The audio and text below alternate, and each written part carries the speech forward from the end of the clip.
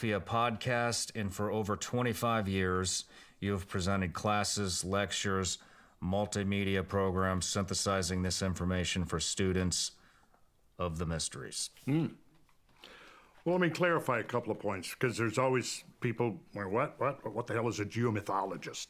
Well, a geomythologist, now that is now becoming a recognized scientific discipline. And what that is basically scouring ancient documents and ancient records and accounts, could be mythology, legends, whatever, to get insight into geological events and geological change. And we're going to pull up some examples while we're here, so, to show, examples. And I was talking to Kimball before we started the show here, and I mentioned the discovery of Troy. Now, Troy, there was the famous Trojan War that happened about 3,000 years ago, and this is a good example of the efficacy of geomythology. Is that Schliemann, who was the archaeologist who discovered the lost city of Troy, when everybody else, the establishment, believed it was purely just a myth, he actually used clues that he got from reading Homer and the myths and stuff, and he went and found the ruins of Troy, and it was accepted. So that was kind of like, okay, maybe there's merit to looking at some of these ancient traditions.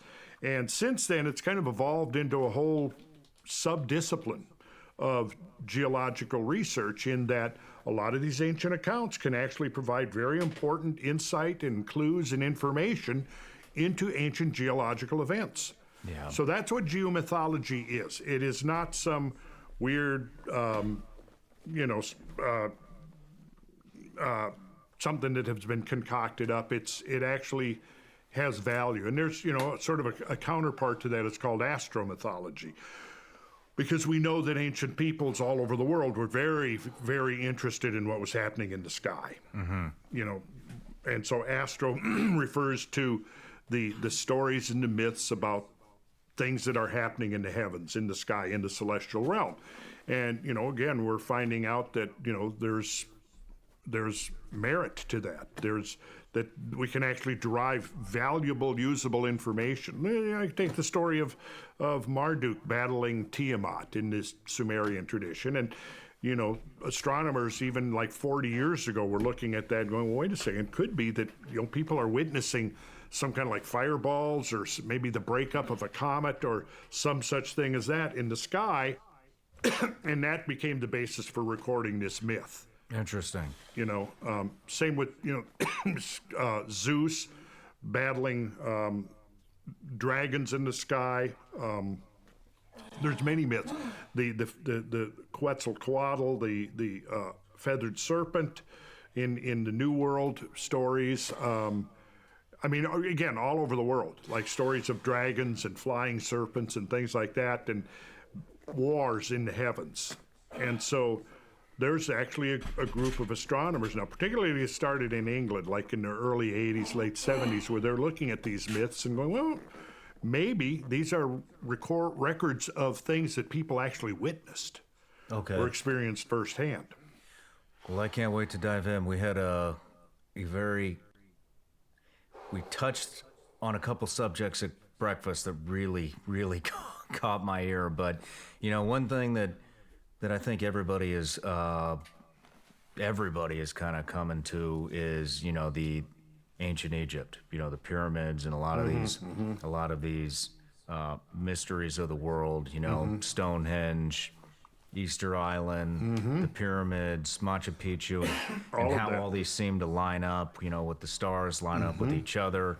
And I think, I don't know too many people left that are buying the ancient Egypt, the pyramids were built with, by lifted stone that weighed tons, thousands and thousands of pounds with sticks.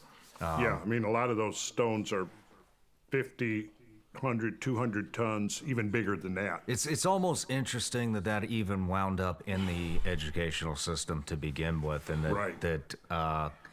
when I was going through, nobody challenged it. No. And and now today it seems to be, you know, the complete opposite. Yeah, I So, mean, people are really beginning to question. And the thing is, you know, you could look at it as an anomaly. And one culture at one point in history said, hey, you know what? We're going to quarry and move 200-ton stones just for the heck of it. But you see the thing all over the world. All over the world, they're doing these incredible structures with these massive stones. And, you know, as a builder, I have, you know, had to move heavy weights sometimes. And of course, we'll bring in cranes and things, which presumably they didn't have back then, you know, or front end loaders, or, you know, lift up a 1-ton beam, you Yeah. know. do you have a? How do you think that was done? I've been asked that question a lot of times, and I don't know the answer. Last year in February, I went down and interviewed with Tucker Carlson. He contacted me, said he wanted to interview me. I didn't know what he wanted to talk about. I get down there, that's what he wanted to talk about. We get in his studio, and he says, how did they do that? And I said, well, to be honest, I don't know. I've been thinking about this for decades. I don't know. I have some ideas of which direction to go now that I didn't have even a year or two ago. However, my understanding of the science of it is not to the point yet where I feel like I would fall on my face if I attempted to explain these thoughts that I have had about how such a thing might be accomplished. I need to introduce you to my friend Chris Beck, but Okay, fascinating guy. so you got some ideas? He used to work for he was a SEAL, and then he worked for the Pentagon. He's basically, I mean, in a nutshell, a mad scientist, and just We like mad scientists, actually. a brilliant mind. But he talks a lot about everything is frequency and vibration. See, that's exactly the direction I would go. And do you believe in 0-point energy? I haven't researched it enough to say I believe in it, but I do think that there are forms of energy that are orders of magnitude more efficient than anything we're using today. I mean, I believe they were able to harness some type of energy out of the earth to move those. I don't see any other way. That's exactly the direction I would go with it. And I mean, if you just put a, I don't know, a block or a paperweight or whatever on a table or on top of a speaker and apply frequency and vibration, it moves on its own. it'll And move so on its if you own, yep. had some people guiding where that needed to be moved, Yeah. that seems to be the only. I don't know how the hell you would do it, or how you would harness the energy or create frequency and vibration to be able to vibrate the earth to get people. I mean, basically, we're talking about levitation. Yeah. You know, and I just don't see any other way how to do it. But it seems to be the only logical explanation that. I think levitation was probably a scientific reality to ancient cultures. Yeah. Interestingly, the stories about the Ark of the Covenant, it was sheathed in gold, and it would have been extremely heavy. Would have been very difficult for people to lift and move. And I've seen some calculations of how heavy the damn thing would have been.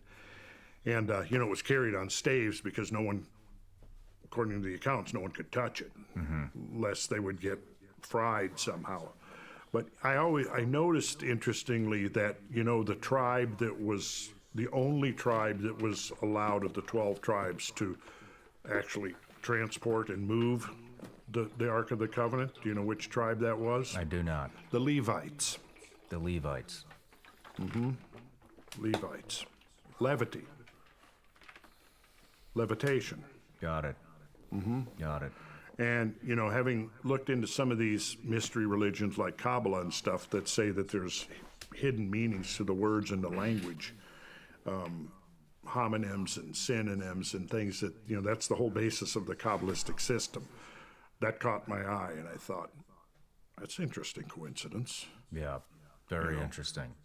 Well, before we get too far into the weeds here, and I can't wait to get there, I have a Patreon, and I give everybody, they're the reason I'm here, they're the reason you're here. They're our top supporters, and so I give them an opportunity to ask the guest a question. So this is from Dylan. Okay. And Dylan wants to know, here's his question. What were some of the hypothesized steps that our surviving ancestors took to survive a 20 to 30 degrees Celsius environmental temperature change and build back a new society? Okay, I don't know of temperature change that extreme, although we're looking at some very extreme. I mean, we're looking at 10 to 12 degrees Celsius, which would be about 18 to 20 degrees Fahrenheit. But that's way beyond anything we've experienced in recent times. Yeah. I mean, coming out of the Little Ice Age 150 to 200 years ago, temperature of the planet has warmed about a degree. So we're looking at warming of 20 times that much. And some of the studies based on ice cores, Greenland ice cores, Antarctic ice cores, other kinds of proxy evidence, the time span in which this temperature change occurred has gone from 1,000 years to a century, then from a century to a decade, then from a decade to 5 years, and now the latest, as we get to this ever more refined temporal resolution, like from the studies of ice cores, it's down to 1 to 3 years. So what happened? That's a mystery. Now, what did people do? That's a very interesting question to me. Like, you need to find a place of refuge to ride this thing out. Because at the same time these extreme temperature changes are happening, the whole surface of the planet is being remodeled in a major way. So one of the things that would absolutely be necessary is to find the places of refuge. Now, in ecologists, when they look at the decimation of the whole ecosystem, like a great microcosm of that would be the Mount St. Helens eruption of 1980, when you had about 200 square miles just utterly decimated, turned into a lunar landscape.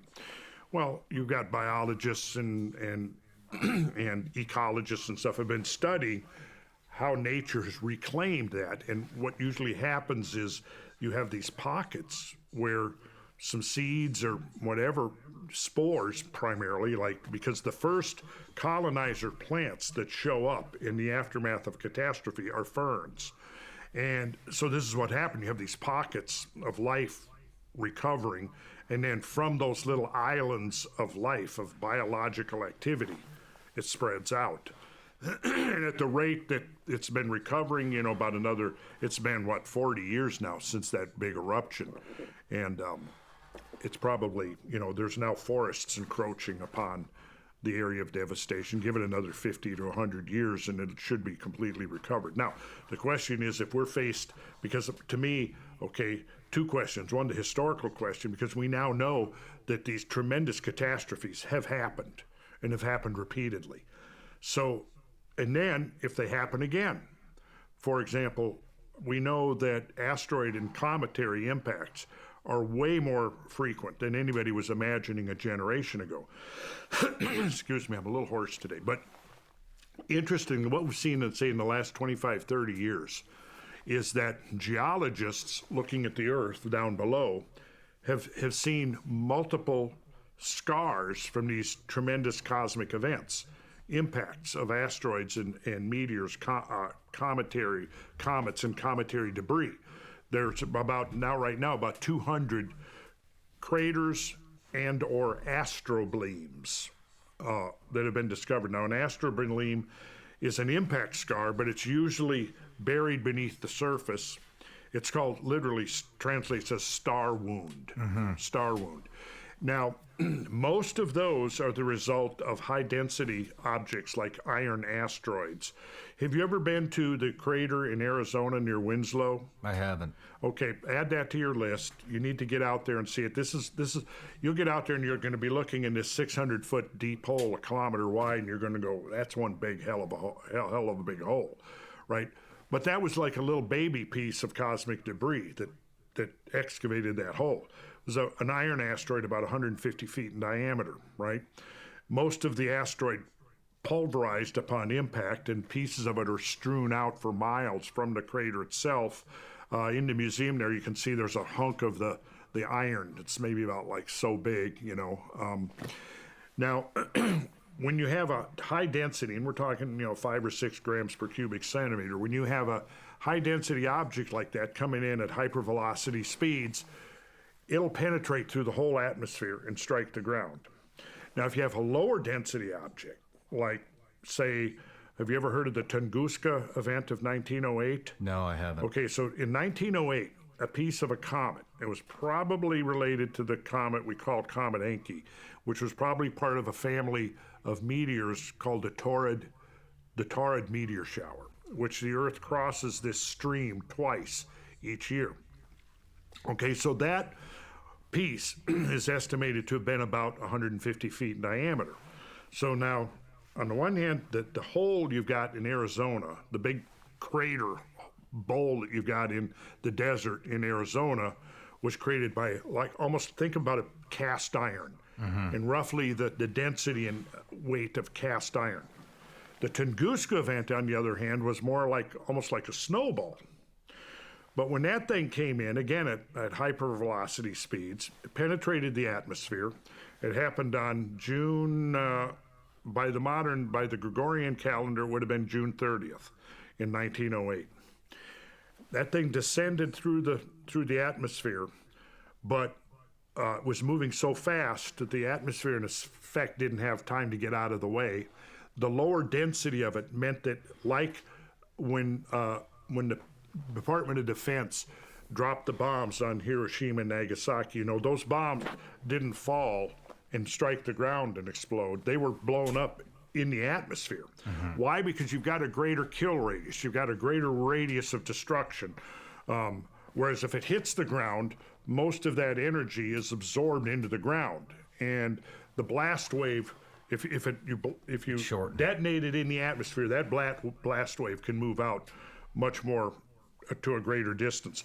So Tunguska 1908 exploded 5 miles up in the atmosphere with the force of about a 15 megaton hydrogen bomb.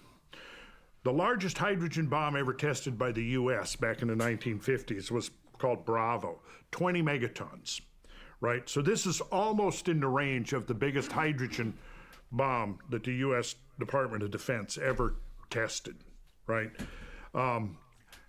As a result of that explosion, over 820 square miles of old-growth taiga forest was just utterly obliterated and flattened. Under the epicenter of that explosion, about 200 square miles were just incinerated to nothing, right? Now we have two contrasting episodes there. Now one, we have an iron asteroid strikes the Earth. We have a low-density object, probably a piece of a comet, blows up in the atmosphere, right? Now, the reason we know about the Tunguska event of 1908 is because of two things: the devastation, but also the accounts that this is a very remote region of Siberia, northwest of Lake Baikal, very remote region, and so the Tungusi tribes people that live there were reindeer herders, and as far as we know, there was nobody killed directly by the blast because it was just at the northern limits of the tree line. If it had been much farther, maybe another 50 miles north or 100 miles north, we wouldn't have known about it.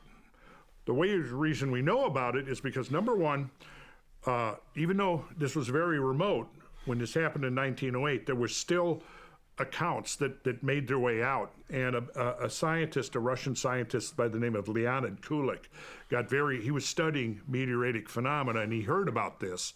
And he decided he wanted to follow up on this. So I think it was 1927 or 1928, he journeyed to this small village, Vanavara, I think is what it was called. It was the closest human habitation to this event. And he found out, they confirmed, there was this thing, but they were very superstitious about it. They did not want any outsiders to go there because they felt like it had been a visitation from the fire god Agni. And they witnessed this thing from the distance, and it completely, I mean, they were so blown away by what happened. And then, of course, some of them traveled in but the only thing that was probably killed in mass was reindeer herds. So some of the reindeer herders had gone up looking for their reindeer, and of course they could find no trace of them. They'd been just incinerated and obliterated. So did this explode in the air? Is this Exploded in the air. Okay. Exploded about 5 miles up. So that's a major difference between these two. Now, if we think of the objects, the cosmic objects that could strike Earth, those are the two endpoints of a continuum. The high-density iron-type objects and the low-density cometary-type objects, and then you can have everything in between. So you're talking about roughly a gram per cubic centimeter, which is like a piece of ice, or 5 grams per cubic centimeter, which is going to be like a piece of cast iron. And then, like in the middle, you've got what are the chondritic meteorites that are about 3. So if you went out next to a creek and you picked up your standard piece of rock, sedimentary rock, it's going to be about 3.5 grams per cubic centimeter. So that's right in the middle of the spectrum. Now, here's the thing I'm getting at. When we start crater counting to try to understand how many times the Earth has been impacted, we're looking at objects that actually strike the Earth. Mm-hmm. Now, if you had an event like Tunguska, 1908. How many, I'm just curious, do you know how many times the Earth has been struck by some type of a meteor or comet? That's what I'm getting at. Perfect. That's exactly what I'm laying it out so that, right? So here's the thing. If you have an event like Tunguska, 100 years from now, there won't be any trace of it. The trees that were knocked down will have all been rotted away, and there's new forests growing there, right? And we wouldn't even know about it, right? Whereas the Arizona event, Meteor Crater, that happened some 50,000 years ago. So that big hole in the ground is still there, right? And we can see it, we can count it. Well, like I said, there's about 200 craters and astroblems that have been identified on Earth. 200. About 200 now is the census. Now, I just have another question Sure. real quick. How are you able to date when an asteroid hits the Earth? well, there's a number of different ways. You know, optically stimulated luminescence is probably the main way now that you can date rocks. But, you know, you can use relative dating where if you know like, for example, if you go out, if you got layers of soil, okay, right, and you go out and you dig a hole, right, now you come back afterwards and you look at that hole and you, okay, we've cut through this layer, but not this layer. So we know it's younger than this layer, right? Got it. Now let's say we've got remains of life forms in there that we can date. Well, now we can date some of these layers. Or optically stimulated luminescence, not to OSL dating, not to try to get into a technical discussion on that, but it basically is that you have certain atomic structures that are reset when they're exposed to light. So if you've got a crystal that's buried, what's happening is it's through radiocarbon process. It's decaying and producing byproducts. Okay. Right? And by measuring the ratio of the precursor material and the byproducts, and you know how long that rate of transition is occurring, you can now get a relative date. The younger stuff, like the other way is this. Okay, so you dig that hole and you go away, and now things start, wind blows, things blow into the hole, plant life falls into it and it starts filling up, right? Well, then you can go and you can maybe date the stuff that's in there, in the hole. And if you go back and you pull up and you do core samples and you take and you date those, and the oldest dates turn up to be 50,000 years old, that's probably going to give you an indication of when it happened. And that's kind of how they dated the Arizona thing. Now, okay. the 1908 event, that was witnessed. So, I mean, there are accounts of that. But here's the thing I'm getting at. The lower density objects are about 10 times more abundant than the iron objects. So, and then when you look at the actual craters and astroblems, most of those are on places where there's fairly dense human habitation, Europe, Scandinavia, Canada, the US, Russia. More and more of them are being found in Russia. What's under Antarctica? We don't know yet, but there's evidence that there's a really big crater under the ice in Antarctica.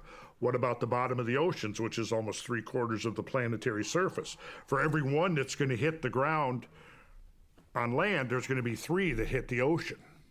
And so now you have marine geologists who are reevaluating evidence for large-scale tsunamis that have made landfall and thinking that some of those are too big to have been formed by simply undersea volcanic eruptions, and may be the result of, a half-kilometer or kilometer-wide object plunging into the ocean that's moving, at 20 miles per second, right? But my point, and this is the takeaway, is that the events like Tunguska that don't leave a lasting impression are way more abundant than the ones that dig holes in the ground. So if you're just counting holes in the ground or scars in the surface of the earth itself, you're going to be undercounting. That's my point. So we're kind of in a position now of reevaluating just how many times perhaps we have been affected in the past. And here's again, now we turn to astromythology or geomythology, and we have hundreds of accounts from all over the world of things that once you got this picture in your mind of what an event like that would be, it sounds like that's what they're talking about. Interesting. Yeah. How many do you happen to know how many documented cases are the maybe within the past, I don't know, 200 years? Of impact type events? Yes. Well, the big one, of course, was 1908. Okay. But there's also evidence now of a similar event happening over Brazil in the 1930s. Really? Yeah. There's also evidence that there might have been a similar type event, maybe even bigger, over New Zealand. What is the evidence? Well, the evidence, and the first thing, like in the Brazil event, that was, who was it? I think it was some Catholic priests that were going in there to try to convert the natives, and they started hearing these tales. And then later, some scientists went in there and they found what looked like that there had actually been 3 strikes of like 3 objects that came in together. And individually, each one was smaller than the 1908 event, but taken together, the total energy released may have been in that scale. Wow. And I mean, there's the evidence is accumulated. There's a researcher, a geomythologist named Bruce Massey, who's done some incredible work on studying, and it's come to the conclusion that these events are far more frequent than anybody had imagined, 20 or 30 years ago. Wow. You know? Wow. Yeah, I've got it all documented here. So when, I've been doing this for a long time, and I've spent pretty much every hour of my spare time for 40 years collecting this stuff. It's interesting. It's Yeah, interesting. and I visited just about all of the craters in America, a couple of them in Canada, but there's a lot more. I've done, in fact, there's a chain of them across the Midwest. I think it's at about the 34th parallel. I think there's 8 of them. And it might have been a multiple impact event. Now, this would have been a long time ago before humans, but imagine, do you remember the 1994 July? Do you remember Shoemaker Levy 9? Think about when there was a multiple impact into Jupiter. I think it was the second week of July, 1994. I do not remember that. What were you doing in 1994? I was probably in middle school. Okay, that would explain why. Now, see, the crime there is that you were probably in middle school and you didn't have any teacher telling you about this. We were learning about ancient Egypt and how they propped those blocks up with sticks. Really? That's what I was doing in 94. Oh, 94, okay. Well, in 94, so this, at the time, it was the most watched astronomical event in history. And in 15 months earlier, in March of 93, astronomer David Levy and astronomer Carolyn Shoemaker, wife of Gene Shoemaker, who was a famous, like he trained NASA astronauts and stuff when they were going to the moon. He was a geologist. And so David Levy and Carolyn Shoemaker, who was Gene Shoemaker's wife, discovered, they were looking at Jupiter and they saw a comet just making an appearance. It had just orbited around Jupiter and it was just appearing from behind Jupiter when they discovered it. So it was like discovery of a new comet. Suddenly there it was, coming from behind Jupiter. They began watching it, and over the next few days and weeks, they could see that the thing had broken into pieces. And so what had been a single nucleus turned into 21 new separate individual nuclei. And the reason that happened is because, first of all, comets aren't really cohesively and solidly bound. The nucleus can be fragmented fairly easily, right?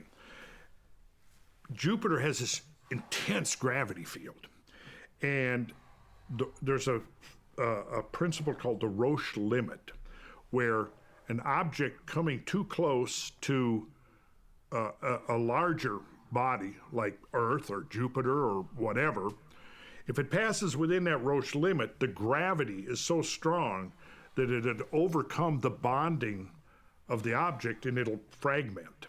It'll literally, the gravity of Jupiter tore this comet nucleus apart. So the astronomers started tracking and they could see these pieces spreading out in space. They called it the chain of pearls. And it took about 3 months of observations. And within that 3 months, they were able to recreate the entire elliptical orbit of the thing. They were able to determine, because of the velocity of it, they now had the velocity of these pieces and they had the geometry of the orbit. So they're sort of fast forwarded it, and they go, okay, in July of next year, July of '94, it's going to it'll recross the orbit of Jupiter. But here was the interesting thing. When it's recrossing the orbit of Jupiter, guess what? Jupiter is right there. So they knew that it was going to be an impact, and they predicted this a year in advance. So I believe it was the second week of July, 1994, 21 pieces slammed into Jupiter. Any one of those pieces, had it struck Earth, would have caused a global catastrophe and probably pulled the plug on our civilization. Wow. Wouldn't have been an extinction level event, but it would have been enough to basically put us back to the Stone Age. Wow. And there were 21 of those pieces, and up until that point, no one had ever expected that they would witness such a thing as that. So that was an important milestone in thinking about catastrophism and the probabilities or possibilities of such a thing happening on Earth. Do you, just back to the Patreon question, do you have any, do you think about that, how humanity may have survived or sought refuge? Well, you want to turn back to mythology? Yeah, let's do it. Let's do it. If we were faced with something like, if we can go back to now what's almost certainly a This real is strictly event. in mythology. Okay, so here we got mythology. Mm-hmm. And here we have scientific evidence that Earth was blasted around 12,900 years ago by a multi-impact event. Okay. A smaller version of what happened to Jupiter. Okay? Now, we've been around, modern humans have been around for probably a couple of 100,000 years. So the event that happened is called the Younger Dryas. Younger Dryas was initially it was an extreme climate event that was documented in Europe because it's named after a flower called Dryas octopetala. Dryas octopetala is a polar wildflower that loves the cold.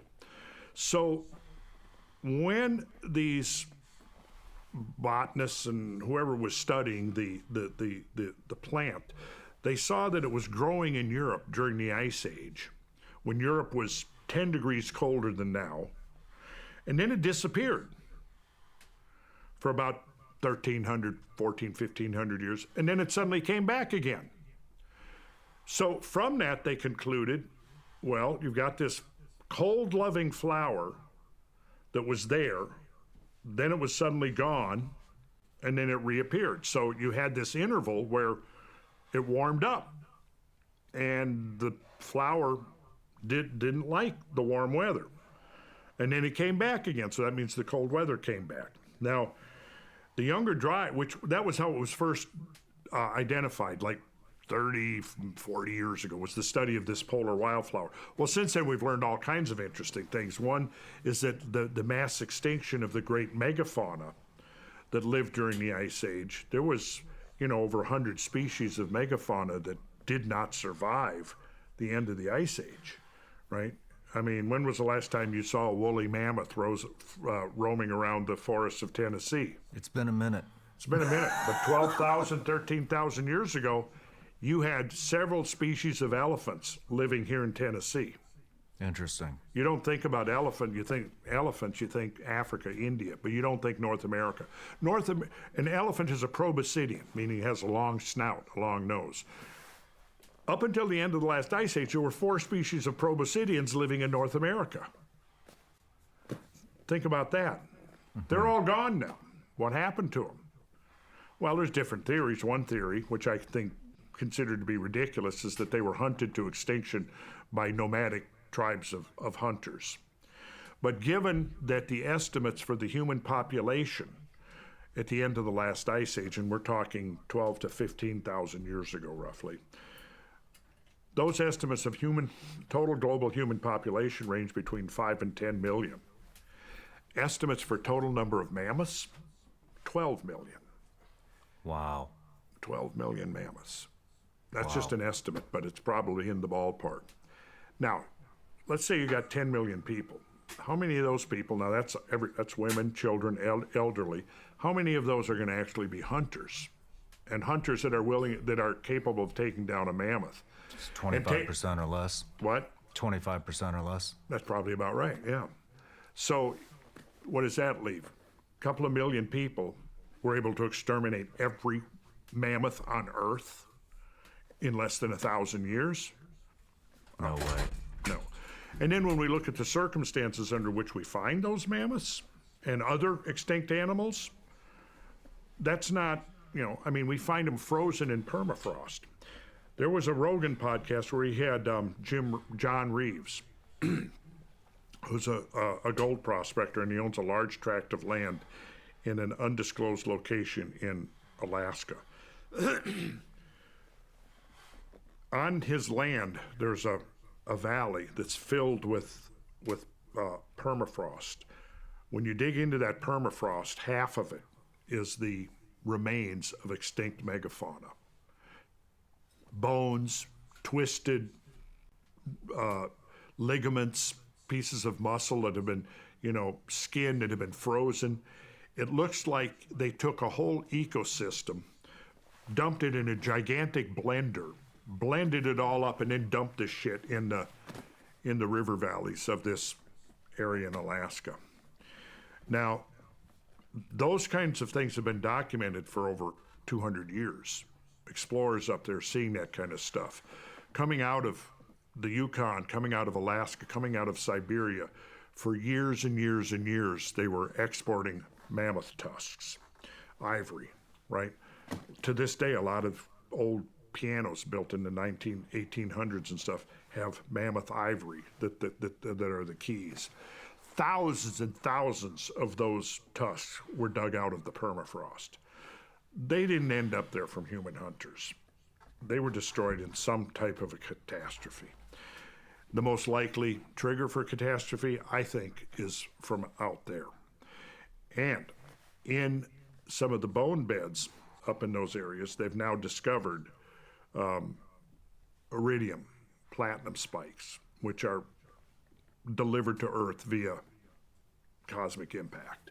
That's how they discovered that, originally came up with the theory that the dinosaurs had been killed in this great impact, was because they discovered a layer that's right there at that KT boundary layer, 66 million years old, below which you had dinosaurs and above which there were no dinosaurs.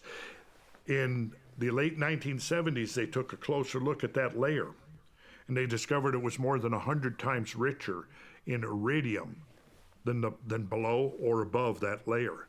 They said, where the hell did all this iridium come from? Well, they knew that iridium is delivered to Earth via cosmic impact. So this was a group that was looking at a KT boundary layer in Italy. And they contacted their colleagues, first in Denmark, then in New Zealand, because they were trying to determine, well, how widespread was this? It looks like there was a dusting of iridium. Well, they contacted their colleagues in other places around the world, and they said, go back, take a closer look at that KT boundary layer and see if there's an iridium spike. And in every case, there was an enormous enhancement of iridium, which led them to then believe that the entire planet got dusted with iridium. So how do you do that? Well, again, you blow up an asteroid and you distribute its debris pulverize it so that its debris is microscopic, and you inject that into the atmosphere, and the atmosphere carries it around the planet. From the concentration of iridium, they were able to calculate, based upon, we know that two things. When we pick up meteorites in the field, they can measure the amount of iridium or other group, platinum, ruthenium, zirconium, other platinum group metals. They can actually measure directly in the meteorites. Then you can look at the spectral emissions of asteroids. And those substances will have very distinct spectral signatures. And so they were able to estimate, okay, we've got X amount of iridium. Given the percentages of iridium that we know is in an asteroid, how big of an asteroid would it have to be? And they came up with they did the math on it. So it's going to have to be about 6 miles in diameter. Then they said, okay, if you've got a 6-mile diameter asteroid with a closing velocity of 20 miles per second, what size crater is that going to create? 150 miles roughly in diameter. Holy so they shit. speculated, said, somewhere there must be a 150-mile crater if we're right. All the skeptics were saying, well, until you can show us the crater, we're not buying into this, that they're, because that's too drastically different than our old models of gradual extinction, right? Well, at the same time, Petroleum Mexico is drilling, in the northern Yucatan Peninsula. And they had drilled down about through a half a kilometer of limestone sediment.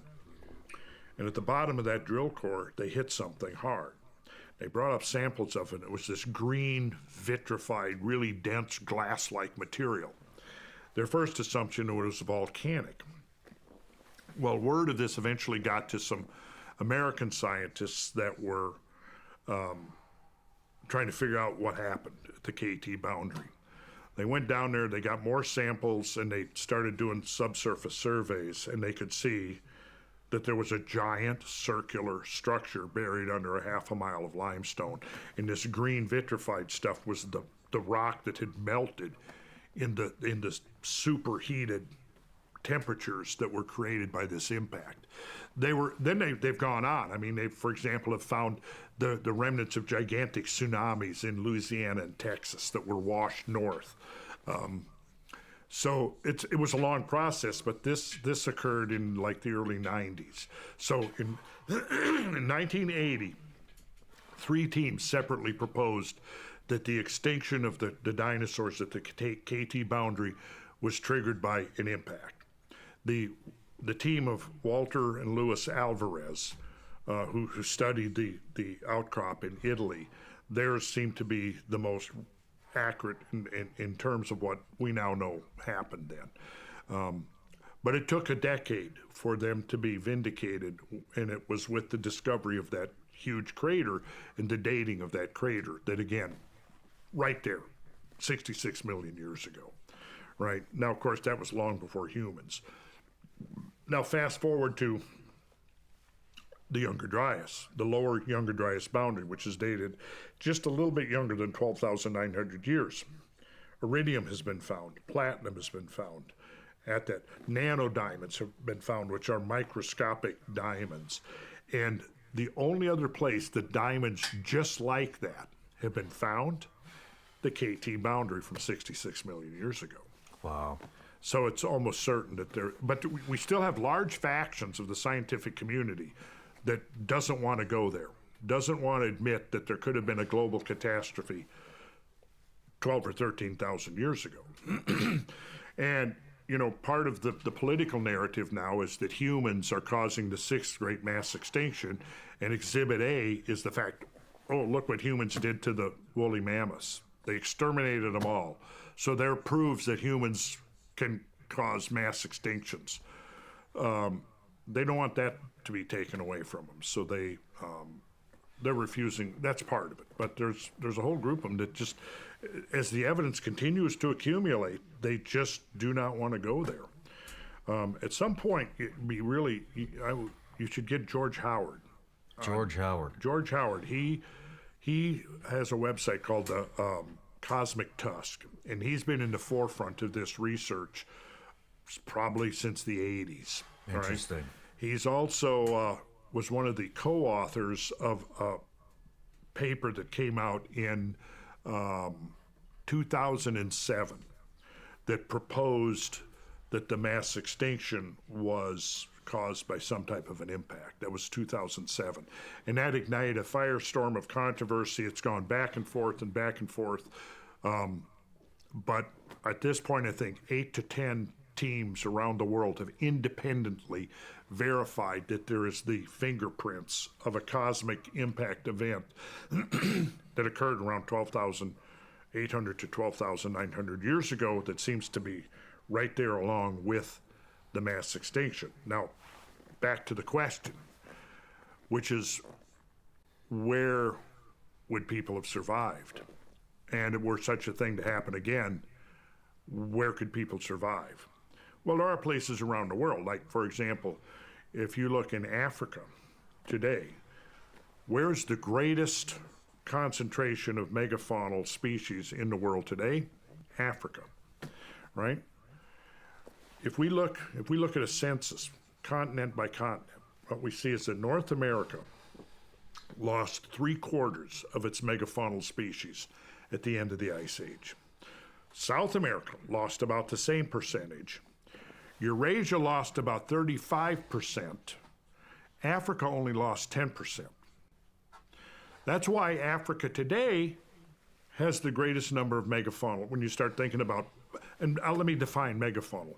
A megafauna is defined as any animal that weighs over 44 kilograms in body weight, which is right about 100 pounds. Okay.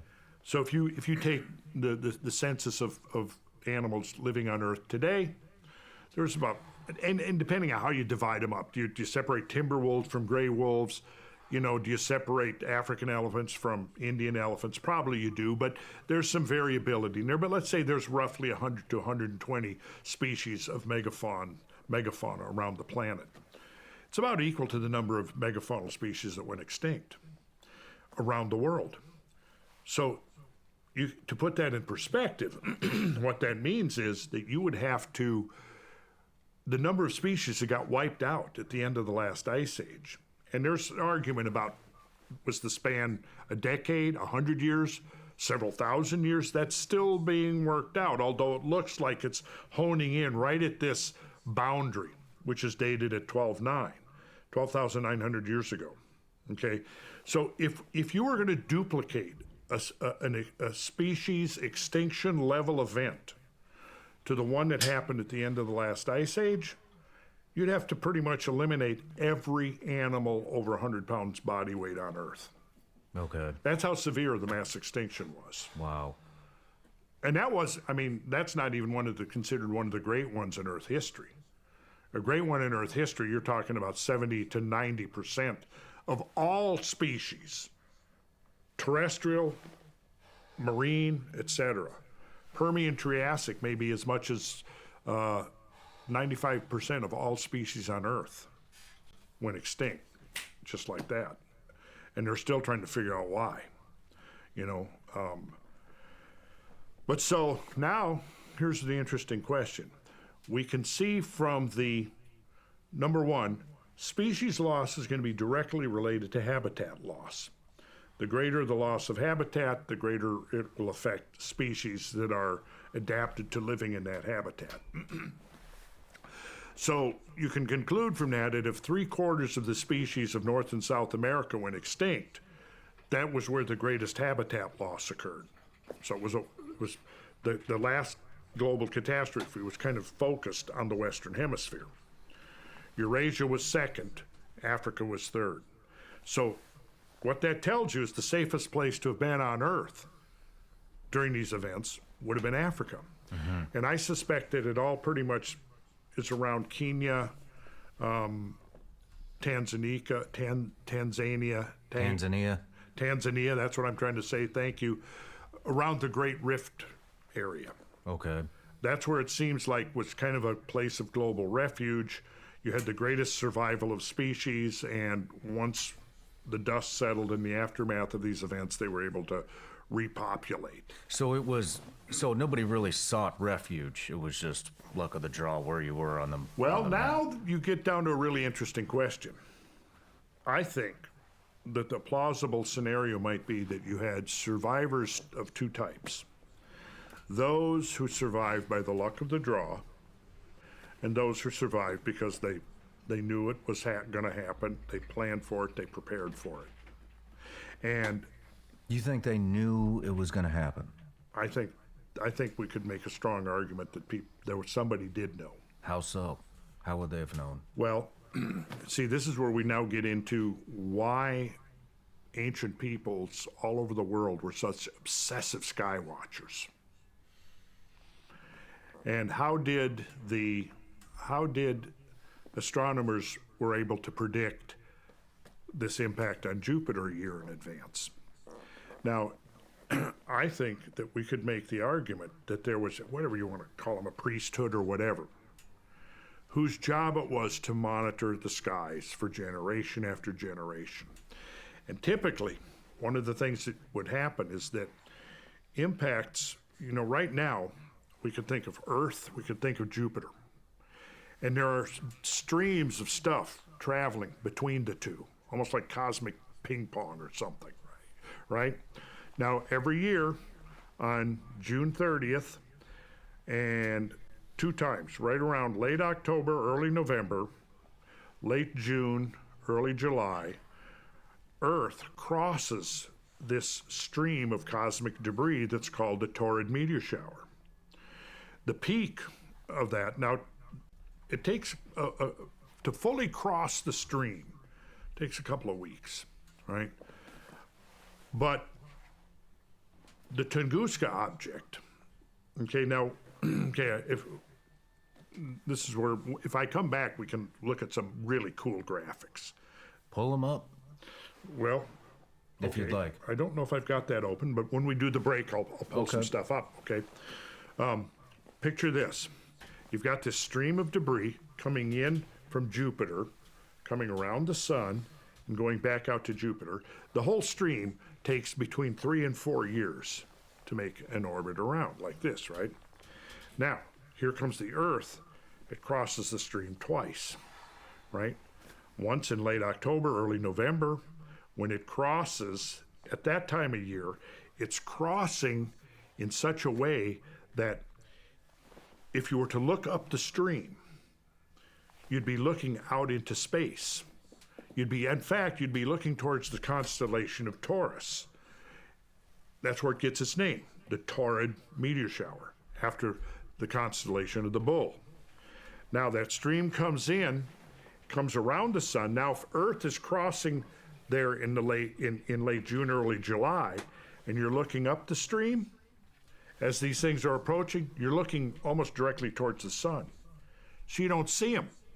That's what happened on June 30th, 1908, is that thing came from around the sun. And the people that did see it in the last few seconds, they described things like it looked like it was being born out of the sun, or the sun spit it out, and they see this thing suddenly in the sky, and then it gets brighter than the sun, and then the damn thing explodes. And you had people 40 miles away from the epicenter of the explosion who were literally like blown off their feet and thrown 20, 30 feet in the air. Interesting. Yeah, I mean, that was how the pressure wave that went out from that, right? So,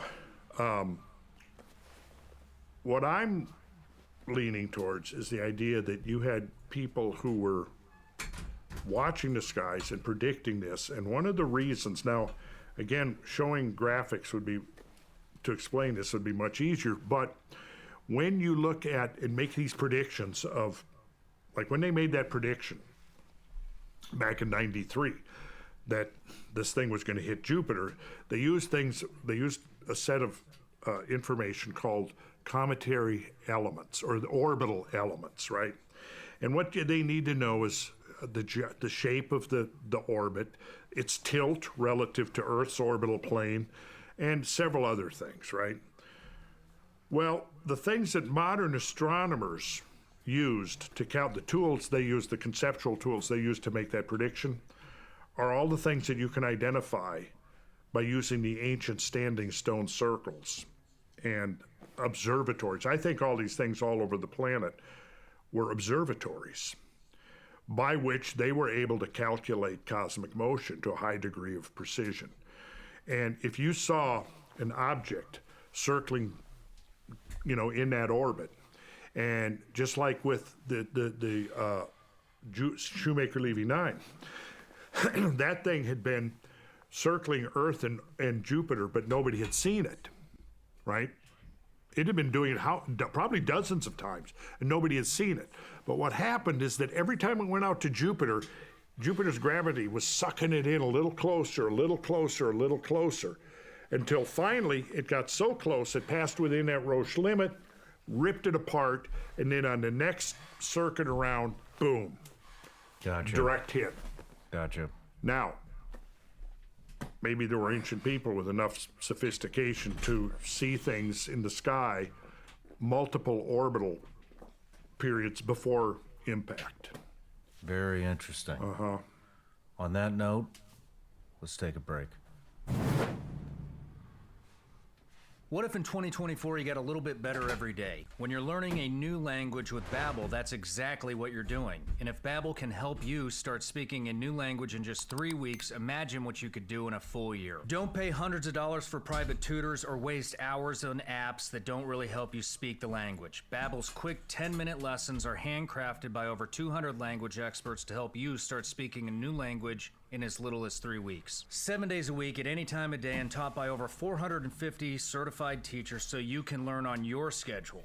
Browse more than 20,000 classes offered every month. Babbel's designed by real people for real conversations. Me, I love to travel, but not knowing the language of where I'm going can be tough to navigate. Babbel's convenient courses have helped me learn real-life conversational skills like ordering food and asking for directions, and it makes traveling a breeze. Studies continue to prove Babbel is better. One study found that using Babbel for 15 hours could be equivalent to a full semester at college. Babbel has over 16 million subscriptions sold. Plus, all of Babbel's 14 award-winning language courses are backed by their 20-day money-back guarantee. Here's a special limited-time deal for our listeners. Right now, you get 55% off your Babbel subscription, but only for our listeners at babbel.com/SRS. Get 55% off babbel.com/SRS, spelled BABBEL.com/SRS. Rules and restrictions may apply. Visit babbel.com for terms and details. Here's the situation. You've got China, Russia, Ukraine, the border. The banks seem to be collapsing. Plus, the Chinese just negotiated with Iran, Saudi Arabia, and Brazil to drop the US dollar. And most Americans, including myself, feel that we're in a recession right now. But despite all the evidence, I can't tell you what's going to happen for sure.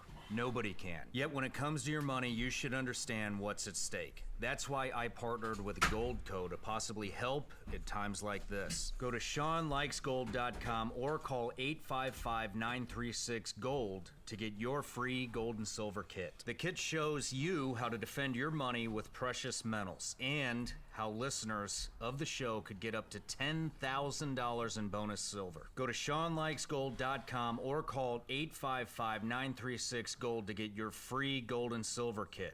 I can't predict the future, but I can certainly prepare for it. So go to SeanLikesGold.com or call 855-936-GOLD now. Performance may vary. Consult with your tax attorney or financial professional before making an investment Thanks for decision. being here. All right, Randall, we're back from the break. Something I forgot to do. Everybody on the show gets a gift. Even me? Even you. Oh. Even you. Gosh. There you go. Well, check this out. Yeah, those are Oh, gummy bears. Okay. Vigilance Elite Gummy Bears, made here in the U.S., legal in all 50 states. Fortunately, So or are they unfortunately. CBD infused or Just gummy bears, man. they're what? Just gummy bears. Just plain old gummy bears. Just plain old gummy bears. So I'm not going to get high if I eat these gummy bears. No, you won't. We did have somebody email in Thanks, once Jonesy, and for said being they here. were on Thanks, their Toad, fifth for the bag and they still sub. don't feel anything. Thank you, lurkers. It's 420. Have a nice day. Oh, not just one bag, but two bags. There of you gummy go. You go bears. my time. You know, a little Okay. something for the ride home. Oh, yeah, okay. Well, one bag. Yeah.